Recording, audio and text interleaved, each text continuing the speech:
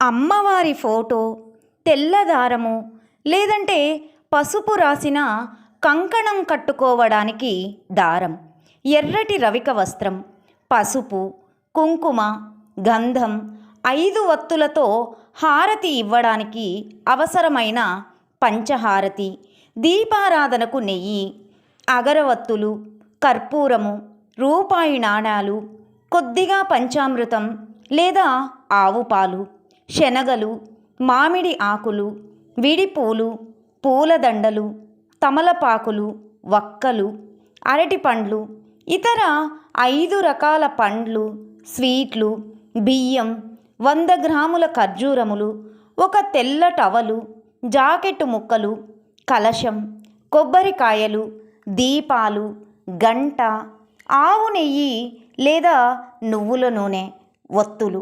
ఇవి వరలక్ష్మీ వ్రతానికి కావలసిన పూజా సామాగ్రి. Thanks for watching. Please subscribe.